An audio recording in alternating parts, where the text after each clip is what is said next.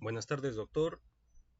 Mi nombre es Luis David Medina Salas y realizaré la exposición del tema encomendado, que es las medidas de coerción personal procesal dentro del proceso penal correspondiente exactamente a la prisión preventiva.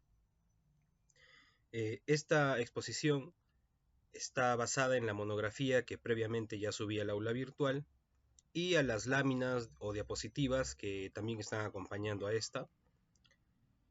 Lamentablemente no cuento con el aplicativo necesario para hacer la proyección de las diapositivas en la exposición.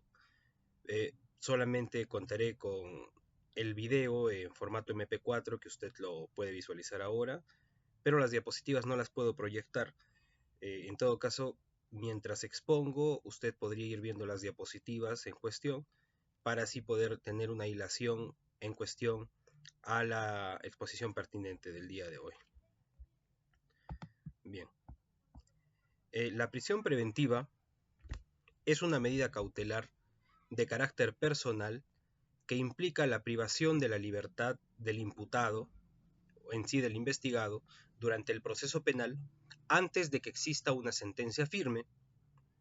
Su finalidad principal es asegurar que el investigado no eluda la justicia ni interfiera en el desarrollo del proceso, garantizando así los fines del proceso penal. No obstante, debido a que limita uno de los derechos fundamentales más importantes, que es la libertad personal, su aplicación debe estar sujeta a criterios estrictos de legalidad, necesidad, proporcionalidad y subsidiariedad. Las características de esta medida de coerción es la característica de excepcionalidad, de temporalidad, de instrumentalidad y judicial. ¿Qué quieren decir cada una de estas características? Bueno, la característica de excepcional dicta que es una medida de última ratio. Es una medida que debe ser impuesta una vez que se examinen todas aquellas medidas de coerción que pueden asegurar la participación del investigado en el proceso o la permanencia del investigado en el proceso. Contrario sensu, el fiscal no podrá solicitar así por así la prisión preventiva por el mero hecho de querer o creer necesitarla, sino todo lo contrario, deberá de evaluar absolutamente todas las medidas pertinentes o idóneas que pueden permitir esta finalidad, que es que el investigado esté dentro de la investigación propiamente dicha. Por eso es excepcional, es una excepción a la regla. No es la regla general, la regla común, sino es una excepción. Es temporal porque esta medida no puede darse por el tiempo, por un tiempo útil absoluto que está a la discreción de cualquier persona pedir: yo quiero que se dé 1 año de prisión preventiva o 10 años o 15 años porque se me antojó investigar, como tengo mucha carga procesal, entonces voy a investigar a la persona por 15 años, entonces 15 años que esté con prisión preventiva mientras yo lo investigo, ¿no? Entonces es temporal, se limita, se limita a cierto tiempo. Esto ya va a depender también de lo que dicta la norma. 9, 18, 36 meses, delitos complejos, crimen organizado, va a variar, pero no por eso significa que puede pedirse el tiempo que se crea necesario al margen o mejor dicho fuera de la ley. Es instrumental y accesoria al mismo tiempo porque va de la mano de un proceso penal principal. Es decir, que yo no puedo pedir la prisión preventiva así por así. Yo debo de estar fijo en la realización de un proceso penal de investigación a un procesado o a un investigado. Yo no puedo solicitar este instrumento, esta medida de coerción procesal personal por fuera de un proceso penal. Tengo que hacerlo sí o sí dentro de un proceso porque es un instrumento del proceso penal. Y es una medida judicial, ya que es el juez, es un magistrado quien dicta, es el juez de investigación preparatoria el que dicta esta medida. No, no está simplemente a la petición del fiscal o a la petición de las partes del agraviado en un proceso penal que solicita la prisión preventiva y por el mero hecho de necesitarla o creer necesitarla, se le otorga. No, esto tiene que ser evaluado por un magistrado, por el juez de investigación preparatoria, para así poder otorgar esta medida. En la primera lámina de la exposición tenemos la postura del juez San Martín Castro en uno de sus libros de doctrina, donde indica que la prisión preventiva constituye una medida cautelar de última ratio, justamente es lo que indiqué, que debe ser impuesta únicamente cuando se hayan descartado otras formas de coerción menos restrictivas. ¿A qué se refiere? Otras medidas de coerción que no impliquen la privación de la libertad del imputado, es decir, que la regla general es de que el imputado siga el proceso en libertad, no que lo siga estando recluido en un establecimiento penitenciario, sino en libertad. Esa es la regla general, como la comparecencia con restricciones o la detención domiciliaria. La prisión preventiva no puede ser confundida con una sanción ni puede responder a criterios de peligrosidad general del imputado, sino exclusivamente a elementos de peligro procesal concreto.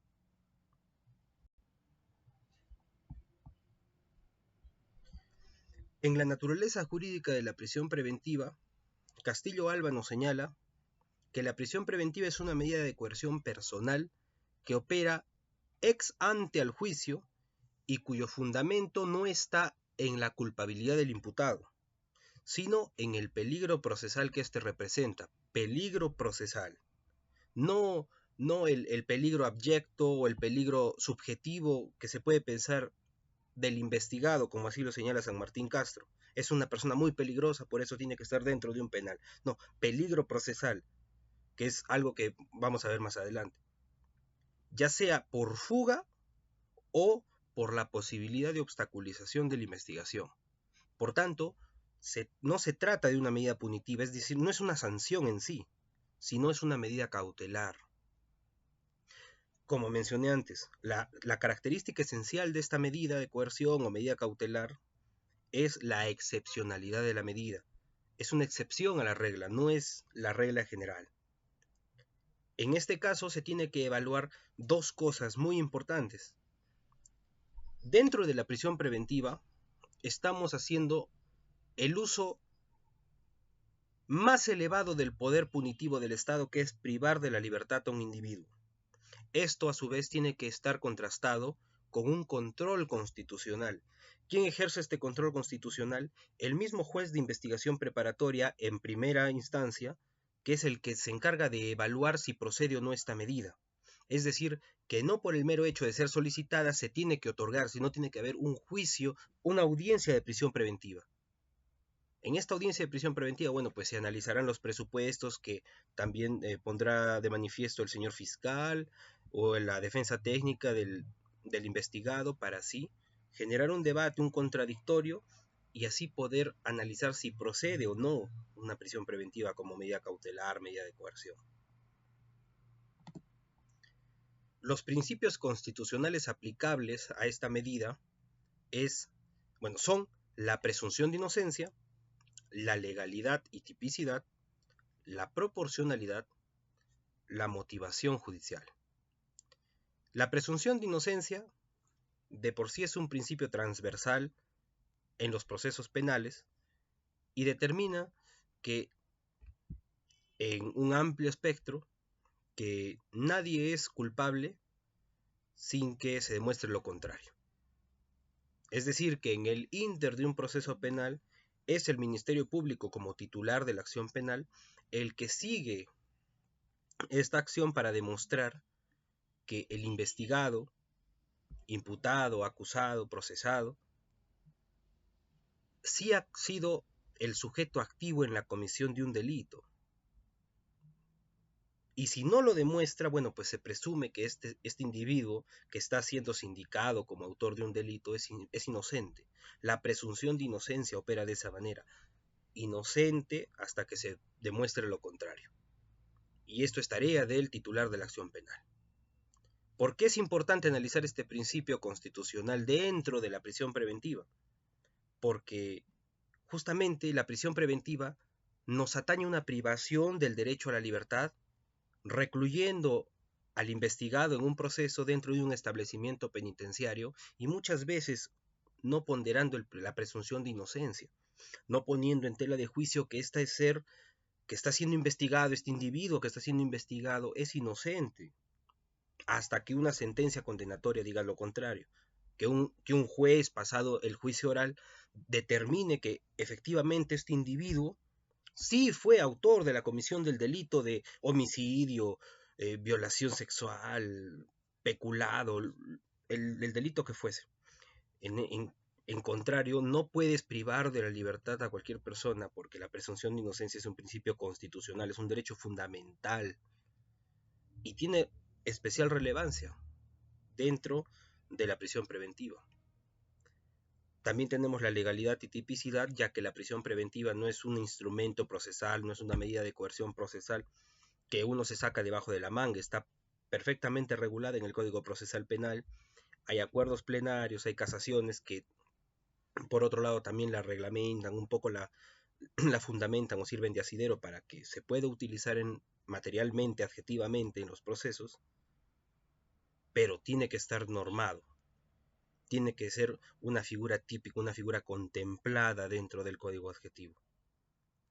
Por otro lado, la proporcionalidad, donde la doctora Ledesma Narváez menciona, la prisión preventiva debe pasar por un test de proporcionalidad estricto, que analice la idoneidad, necesidad y proporcionalidad en sentido estricto de su aplicación frente a los fines del proceso penal. Solo si se supera este test puede considerarse legítimo. Y es justamente lo que menciono anteriormente. La última ratio de la medida de coerción procesal personal de la prisión preventiva. Realmente es necesaria, es idónea y sobre todo es proporcional con lo que se busca. Es decir, el investigado, yo no puedo investigar a este individuo si es que no se encuentra recluido en un establecimiento penitenciario cumpliendo prisión preventiva. Es proporcional, es una medida idónea, me dificultará la investigación a mí como fiscal el hecho de que esté cursando su investigación en libertad. Entonces, a esto justamente se refiere la proporcionalidad de la medida, que si es proporcional con los fines del proceso y evidentemente la motivación judicial, que justamente obedece también a la característica de judicial de la prisión preventiva, que tiene que ser dictada por el juez de investigación preparatoria previa audiencia de prisión preventiva donde se examinen los supuestos, los presupuestos procesales, materiales de la prisión preventiva. La finalidad procesal de la prisión preventiva. Bueno, tenemos que es una medida no punitiva, no adelanta pena, no castiga con antelación. O sea, no es un jalón de orejas previo a tu pena privativa de libertad con carácter de efectiva, no. No es que te guardo mientras tanto o te integro dentro de un establecimiento penitenciario mientras tanto, como una sentencia, vamos a decirle, antelada, anticipada, ¿no? Porque, bueno, tienes que cumplir de todas maneras. No, no es de carácter punitivo, es de carácter cautelar, sino únicamente cautelar, exacto, y responde exclusivamente a la necesidad de garantizar la comparecencia del imputado, prevenir la obstaculización de las pruebas, la obstaculización de la justicia y asegurar la ejecución de la pena. También conlleva esta correcta ejecución de la sentencia futura, que pasado juicio oral se va a dictar una sentencia y en caso de ser condenatoria, bueno, pues el investigado, en ese momento sentenciado, tiene que estar dentro de los linderos de la justicia, tiene que comparecer ante el proceso penal, porque de lo contrario, esta sentencia condenatoria, en el ejemplo, no serviría de nada. Estaría ahí de adorno, ¿no? Porque justamente el imputado, en ese momento condenado, no estaría presente para cumplir la sentencia que el juez o el colegiado, unipersonal o colegiado, le imponga. Entonces, la debida ejecución de la pena también es una de las finalidades de la prisión preventiva. Dentro de los presupuestos materiales tenemos los fundados y graves elementos de convicción, la prognosis de la pena y el peligro procesal. Presupuestos materiales. El primero, fundados y graves elementos de convicción. Aquí tenemos el acuerdo plenario número 01/2019 que habla del fumus bonis juris. ¿Qué es el fumus bonis juris? Es la apariencia o verosimilitud del derecho, que en este caso sería la comisión o la casi certeza sobre la comisión que tiene el imputado respecto al delito que se le imputa. Es decir, fundados y graves elementos de convicción, la existencia de pruebas sólidas que vinculen de manera razonable al imputado con el hecho delictivo.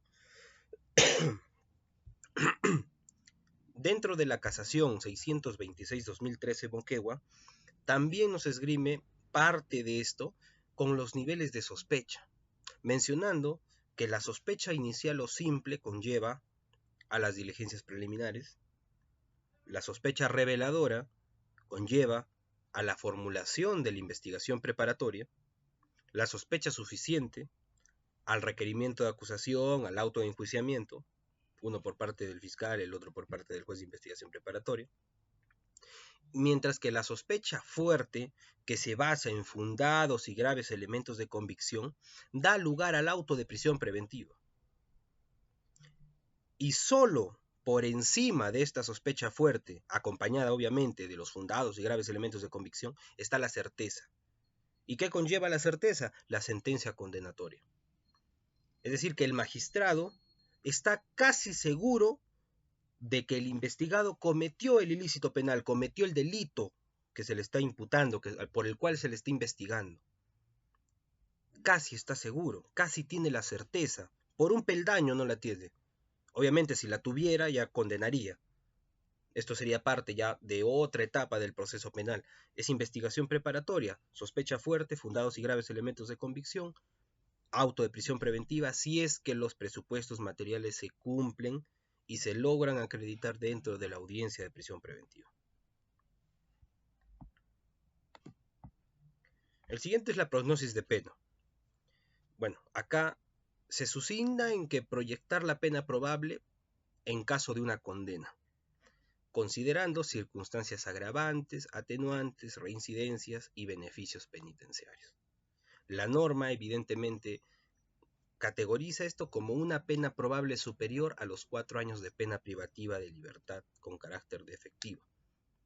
Se conocen a los delitos cuya pena es menor a esta como delitos de bagatela, delitos que de llevar a cabo una sentencia condenatoria, bueno, pues podría conllevar una sentencia, o mejor dicho, una pena privativa de la libertad con carácter de suspendida.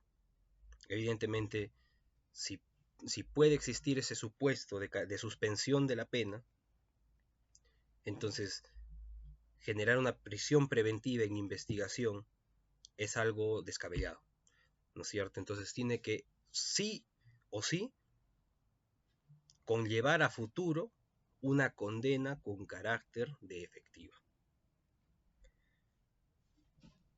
Es importante señalar dentro de esta prognosis de pena que no solamente basta con que el fiscal tenga conocimiento, evidentemente, de la parte especial del Código Penal, donde aparecen los años de pena privativa de libertad correspondientes a cada ilícito penal, a cada tipo penal, donde dice, bueno, no menor de 5, ni mayor de 15, o no menor de 6, ni mayor de 12, o no mayor de 5, ni mayor de 20.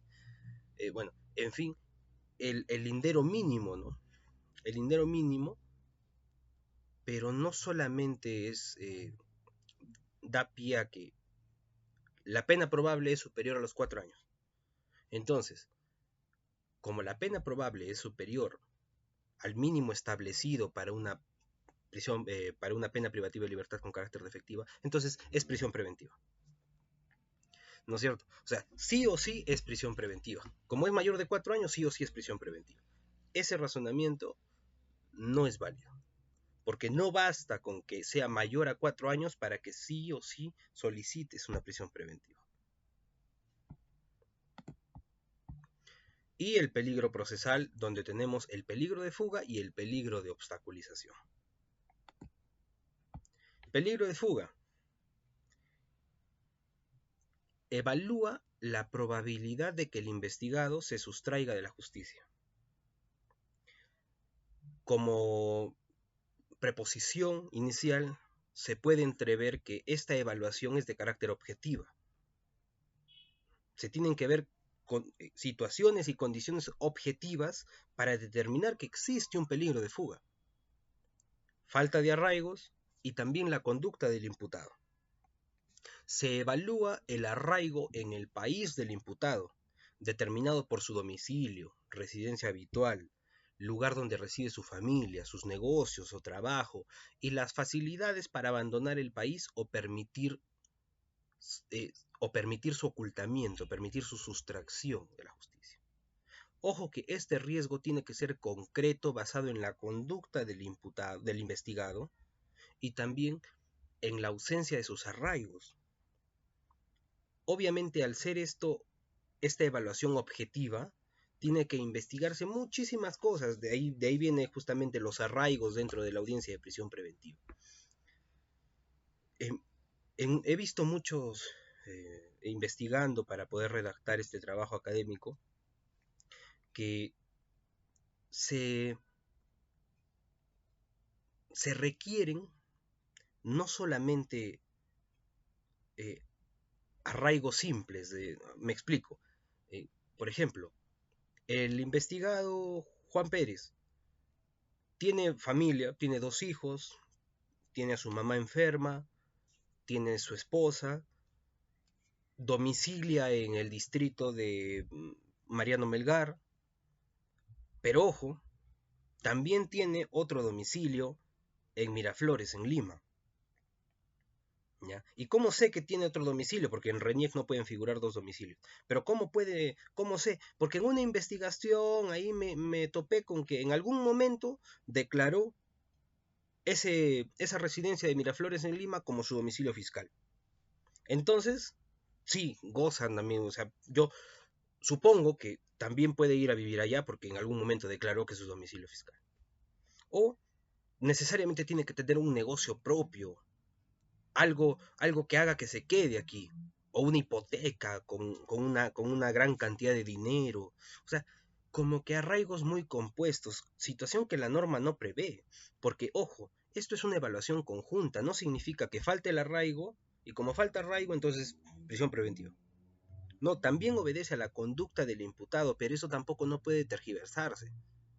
Porque, ¿qué ocurre si el imputado en los últimos 5 años, por placer, vacaciones, viaje de trabajo, etcétera, ha viajado constantemente a Estados Unidos, Colombia, México, no sé, los Emiratos Árabes?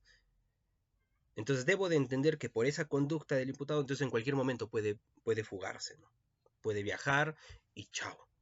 Entonces, justamente obedece a la conducta del imputado, pero también a la falta de los arraigos, y esto es objetivo. Porque no todo aquel investigado que pueda viajar o que tenga las posibilidades económicas para viajar, significa que es un candidato preciso para el peligro de fuga. Tener esa evaluación sesgada, bueno, pues llevaría como consecuencia que cualquier persona que tenga una capacidad adquisitiva media alta inmediatamente tenga que cumplir una prisión preventiva, porque como tiene dinero, entonces se entiende que puede viajar a otro país. Así la conducta del imputado no lo ponga así, ¿no? O así tenga arraigos. No, ok, tiene arraigo, tiene familia, tiene negocios, tiene lo que sea, pero también tiene dinero y puede irse. Entonces, justamente lo que dice San Martín Castro, y de nuevo lo traigo a pie porque es una medida de última ratio.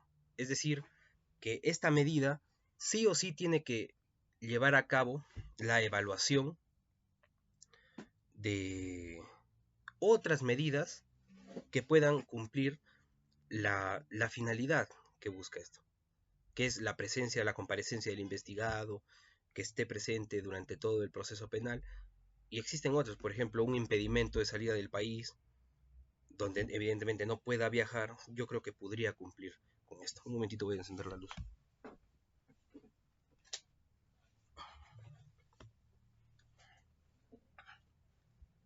Bien. Peligro de obstaculización. El peligro de obstaculización se refiere a la posibilidad de que el imputado influya en los testigos, destruya pruebas o entorpezca la investigación. El peligro de obstaculización no puede presumirse, debe ser acreditado mediante elementos objetivos, verificables y actuales, por lo que las meras conjeturas, percepciones subjetivas o suposiciones no constituyen sustento válido para limitar la libertad del imputado.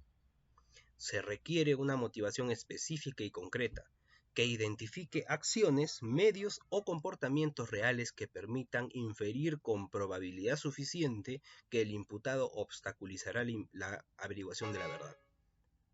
Tenemos la casación 626-2013 Arequipa, que dice: el juez debe fundamentar de manera concreta y específica las razones por las que considera que existe un riesgo real y actual de fuga u obstaculización. En contraste con el peligro de fuga, el peligro de obstaculización requiere una evaluación un poco más cualitativa, un poco más subjetiva. Obviamente no obedeciendo a sesgos subjetivos, pero sí una evaluación subjetiva, cualitativa. Toda vez que, ¿qué posibilidad tengo yo como investigado de interferir en la averiguación de la verdad por parte del Ministerio Público y destruir pruebas, entorpecer a los testigos, no sé, tal vez pagarles para que no testifiquen, si hay alguna documentación de por medio, tener acceso a esa documentación y adulterarla, alterarla o destruirla? ¿Qué posibilidades tengo yo? Entonces, justamente, ¿a qué va esto? Bastará con que, por decir, mi padre sea policía, o sea un oficial de la policía, o sea un oficial del ejército. Bastará con que sea abogado, yo sea abogado como investigado, yo soy abogado.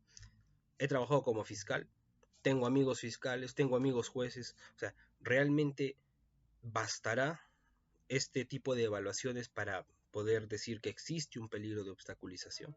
Y la respuesta es no, porque al igual que el elemento anterior, que es el peligro de fuga, debe de existir una conducta del investigado que permita al juzgador determinar que exactamente, pues, esta persona va a interferir en la averiguación de la verdad.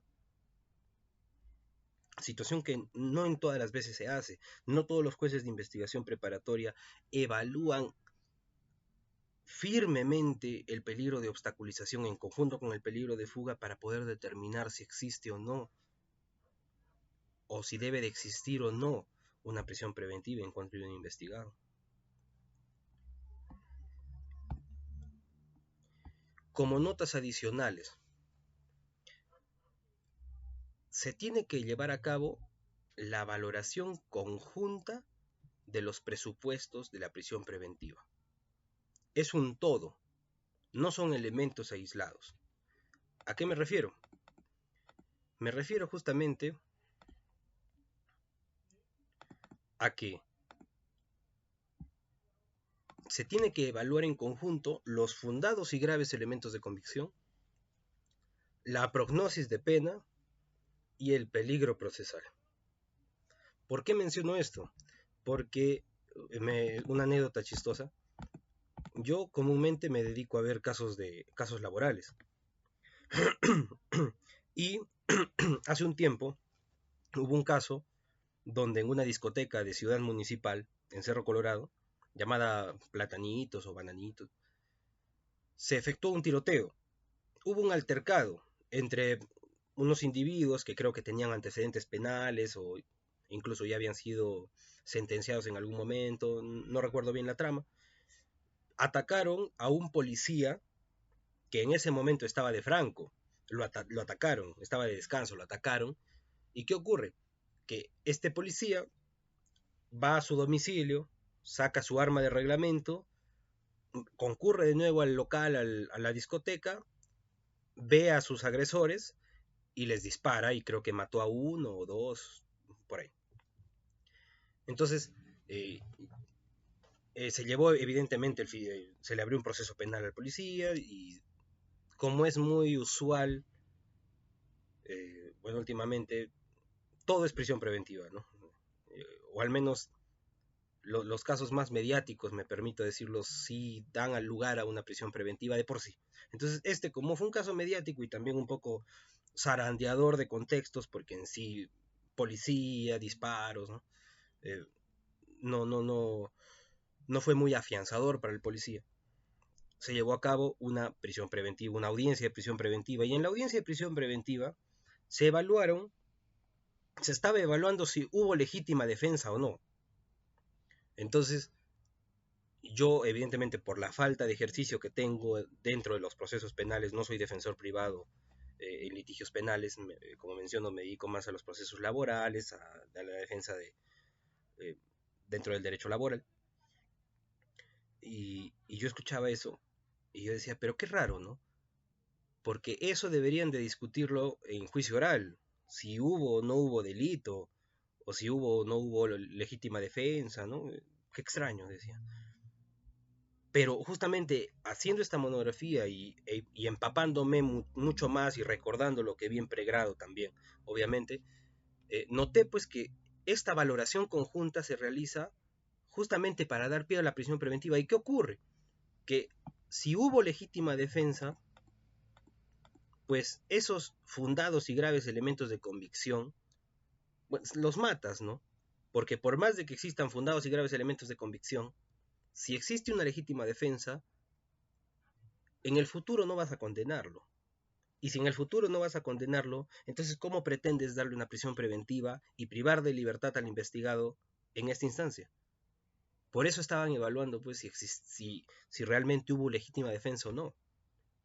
Porque de haberla, obviamente en su oportunidad vas a absolver, vas a dejarlo libre, en libertad, cuando ya estuvo 9 meses dentro del penal, ¿no? Entonces, que todo tiene hilación, la prognosis de pena, y justamente son como filtros, o sea, fundados y graves elementos de convicción.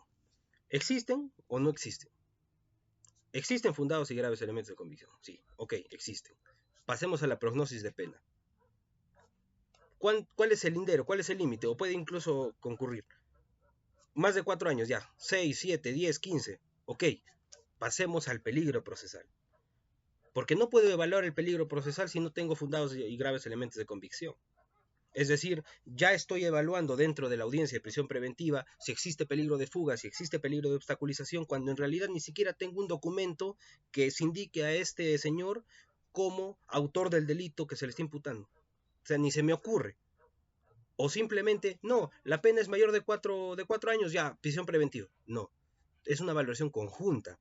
Tienen que evaluarse todos los elementos, los fundados y graves elementos de convicción, la prognosis de pena, el peligro procesal dentro de el peligro de fuga, peligro de obstaculización. Si no, no podría darse.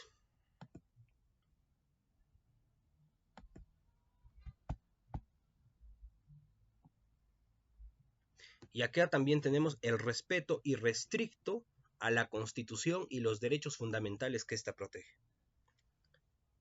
Importante mencionar esto. Presunción de inocencia. Nadie puede ser privado de su libertad si no es por una sentencia emitida por un magistrado. Y, a la par, todos somos inocentes hasta que se demuestre lo contrario. Tarea del fiscal, del Ministerio Público, encontrar las pruebas, los medios probatorios, los elementos de convicción, bueno, conocidos como elementos de convicción dentro de un proceso penal, para determinar así que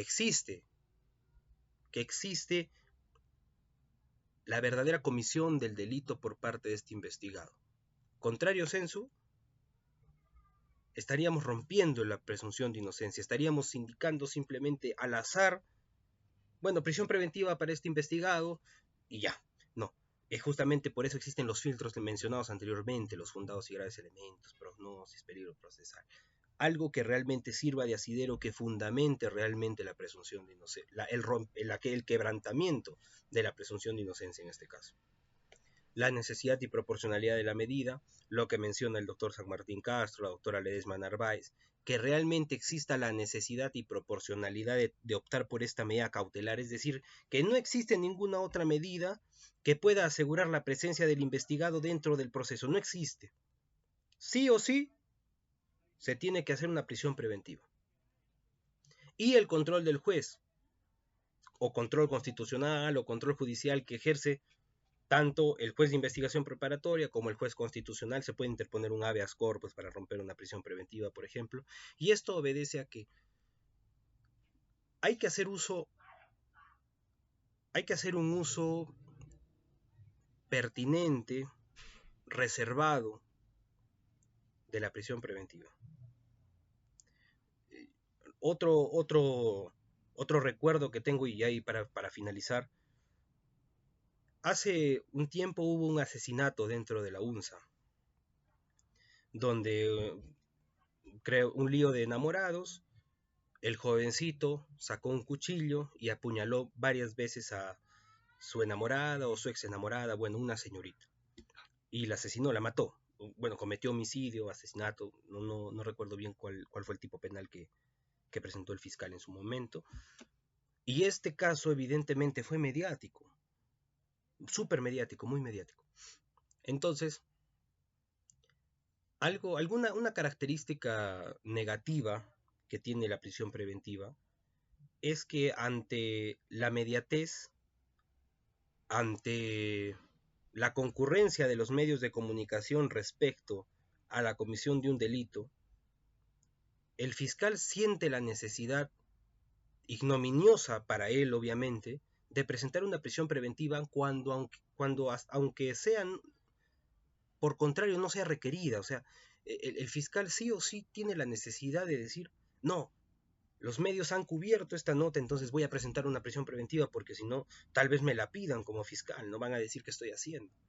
Y ese fue un caso, el del joven de la UNSA, porque yo vi, bueno, fue una audiencia de prisión preventiva bastante larga, pero sí logré visualizar muchas cosas ahí, y es que era un joven que evidentemente existían fundados y graves elementos de convicción porque habían filmaciones, testigos, bueno, la prognosis de la pena es obvia, pero en el peligro procesal, tanto sea de fuga como de obstaculización, era un joven, creo de 17, 18, 19 años, muy joven, cuyos padres son agricultores, eh, estudia en la Universidad Nacional de San Agustín, justamente porque los medios económicos o la capacidad adquisitiva que este joven tenía era bastante baja, bastante limitada.